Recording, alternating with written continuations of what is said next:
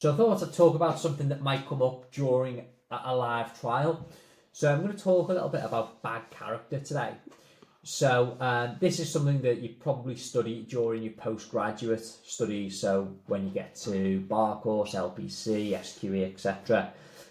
Now, when you have a trial, whomever your tribunal is, whether it's a jury or in the magistrates' court, if you have a district judge or a bench of magistrates, they shouldn't really know about any previous convictions that the defendant on trial has. So even if they've got a huge stream of convictions, they shouldn't know about any of those convictions. Now, sometimes it might be the case that the prosecution want to refer to those previous convictions for one reason or another. So they can make what's called a bad character application. And this is governed by Section 101 of the Criminal Justice Act. And it sets out a number of different gateways through which the prosecution can seek to rely upon the previous convictions.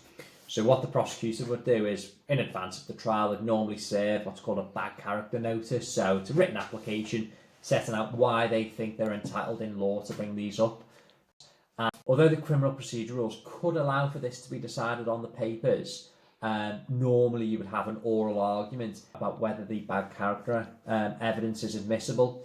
Now, within the Section 101, there's a number of gateways. The most common one that's relied upon is propensity.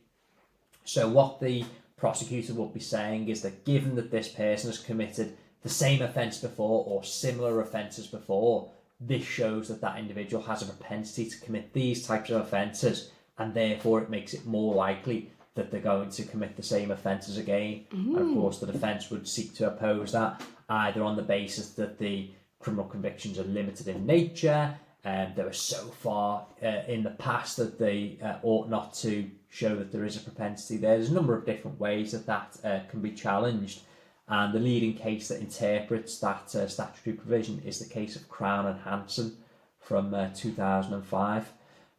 Or the other falls within the same gateway D, but the other argument that the prosecution may seek to argue is that the offence has to do, or previous convictions have to do, with the offence. So a number of different ways there. And also sometimes it might be the case that the defendant themselves brings their own bad character in.